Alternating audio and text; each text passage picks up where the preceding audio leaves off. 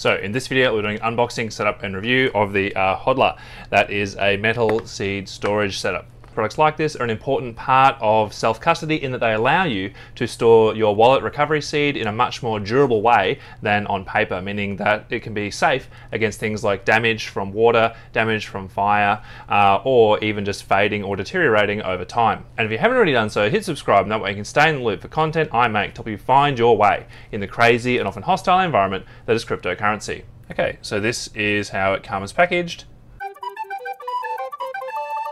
Okay, so this is everything that comes in the box. So this is the box of tools. Basically we've got the stamping tools, a pen, a pencil, Allen key to open these containers up, earplugs, tamper-proof seals, and some webcam covers. This is the instruction sheet, which is quite thorough, both in terms of explaining what's in the box and how to use it all. It's very good. These are the recovery scheme sheets, and it's very clever actually. They've included them for 12-word seeds, 24 for BIP39, manually splitting the seed using BIP39 for 24 words, and also a sheet for using this with SLIP39. So that's very handy. And here we have 3 of the actual devices themselves. So let's open one of these up and have a look what's inside. Okay, so this is one of them. And there's a screw on the side.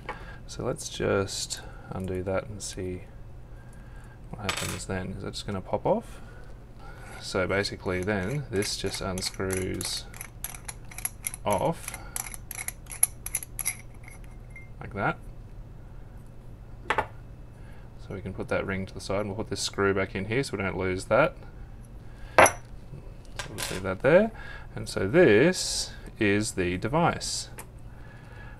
Right, so these are all of the discs that go in there. So you can actually see on these discs here, each of them, so they've got 1, 2, 3, 4 rows, and each of them go A through to Z. And each card is also numbered here. So essentially what we're going to be doing is stamping the first 4 letters of our mnemonic on each of these discs. With BIP39 and SLIP39 recovery seeds, you actually only need the first 4 letters of each of the words to be able to back up your recovery phrase. And that's essentially a feature of the English BIP39 word list as well as a few of the others. This bottom one is very reflective, but if I put it into the light there so you can see it on the camera, you can actually see that there is a space on this one to be able to indicate which share this set of seeds goes with, how many there should be, and what the threshold is. So this is very good, especially if you're using these for SLIP39, to be able to store that extra context in there. The other thing I'll show you is the bottom also has some grids on there as well. So you've also got an ability to add some extra context, that is information about what is stored in here on these bottom bits themselves. So that's very good. Okay, so let's test it out, and for this example I'll just be using a 20-word SLIP39 recovery share, and just to be really clear, the process is exactly the same for 12 or 24-word seeds. You just need to follow the instructions and the recovery sheet for the type of seed you are using. For this example I'll just do a Shamir 2 of 3 sheet, and I'll just show you how you would do HODLR 1. You can do this for any number of shares. These are just the examples they give you to make it easy. So basically we'll just transcribe our seed into these spaces here. So for example, if we have a SLIP39 share from a keystone, we'll just transcribe it onto here. One thing I will quickly add is the great thing about this device is you're not actually encoding the seed words from, say, letters to numbers or anything like that. So if you have an existing BIP39 or SLIP39 seed, you can actually skip this step and jump straight to the bit where we're marking the first 4 letters of each one onto the stainless steel devices themselves. So basically now that we've written down the list, we get our device, and essentially these letters 1, 2, 3, 4 are just going to go on the 1st, 2nd, 3rd and 4th row, and you can see as well that the discs are also all numbered. So making sure that you have the right number on the right disc. Rather than just stamp directly onto here, we're actually going to use the pen that came with it, just so we can sort of mark it all up first, just because once you start punching holes in here, if you make a mistake, it is not easy to fix. So let's get going.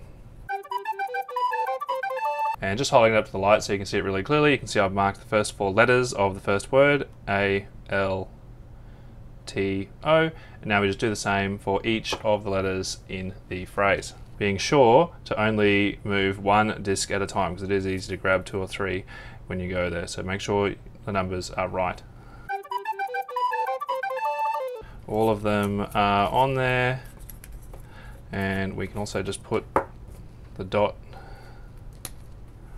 on the bottom once we get to the end of the seed, just to signify that is the end. Now, in terms of the documentation, this makes me very happy. Every time you make a copy of your seed, you should run the recovery check on that seed before destroying any previous backup you had. So once we've verified everything on here is correct, it is time to get our punching tool and to punch these holes into the seed. This is also where you stick in the earplugs. Basically, we just roll them up and stick it in our ears. So basically we want to put the tip of the center punch over the letter we want, then we hold the thing upright and just press down straight until it clicks, and then it has left a mark. And we just do that on all 4 of them. That's a dud, but anyway, we'll just use the second one that came with it. So this is 2 for 2 duds on the center punches that came with it. This came with one of the other metal stamping hardware wallets I have. I'm honestly not even sure which one, but let's see if this works the way it should.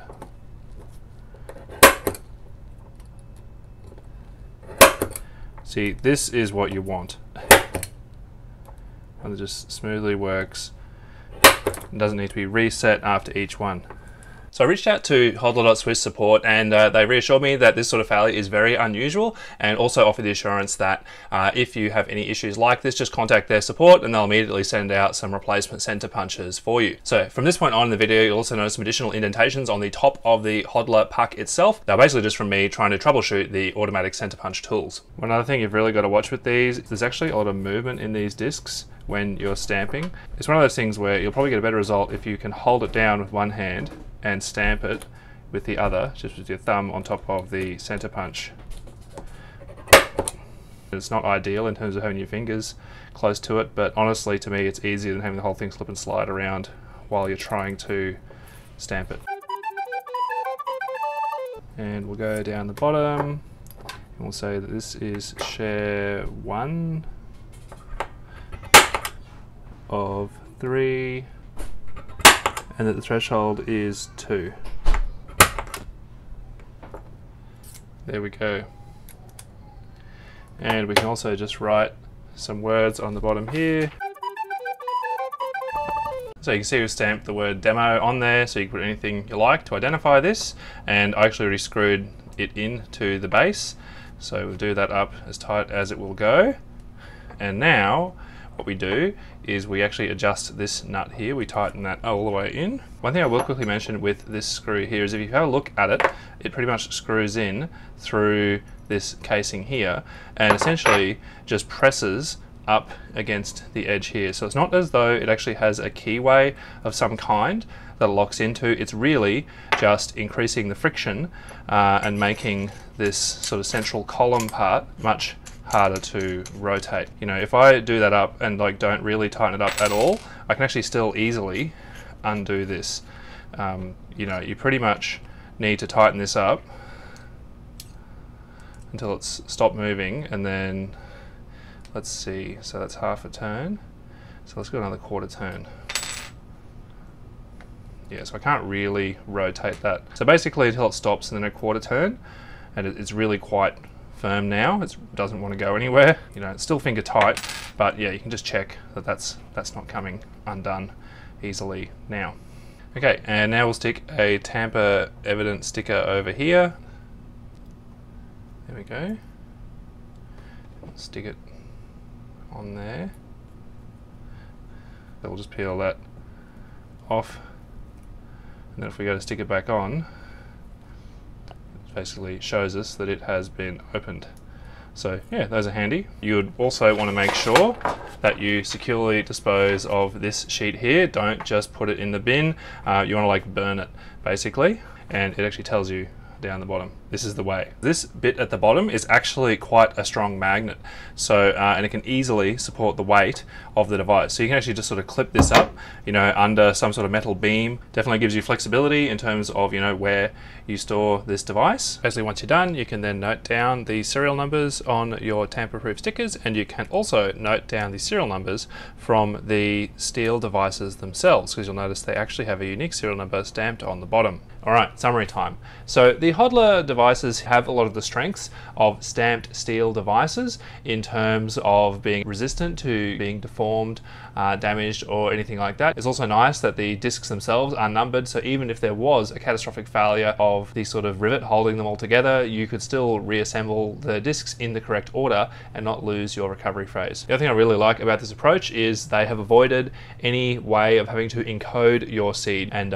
creating all these other opportunities for extra errors to be introduced into the backups. The ability to add extra information about the recovery seed itself, both inside the capsule, which remains private, and outside, which is public, is also very helpful. And just the little quality of life things like tamper evidence seals and a magnet on the base is nice. I certainly did find it to be a little bit fiddly to do the stamping itself, but you know, it actually was just fine to be able to hold it in one hand and stamp with the other. Overall, it's a great option if you're looking for a metal seed backup solution for either your BIP39 or SLIP39 recovery phrases. The documentation is really good and steps you through the process in a way that is safe and secure. Thanks again for the team at HODLR.Swiss for sending it out to me. Also added it onto my comparison website for a number of metal seed storage options. And if you think this would help you to boost the security of your backups and want to help me out in the process, there's an affiliate link in the description. Other than that, if you have any questions about this device specifically or any experiences using it, definitely leave a reply in the comments. I do my best to answer all of them.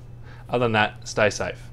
Thanks for watching, I hope that was helpful. Hit like if you think that other people would find this video useful, and hit subscribe if you'd like to be kept in the loop about future content I make that helps people stay safe in the crypto space and to recover if they get into trouble. If you have any questions about this video or a topic that you'd like me to cover, just leave a reply.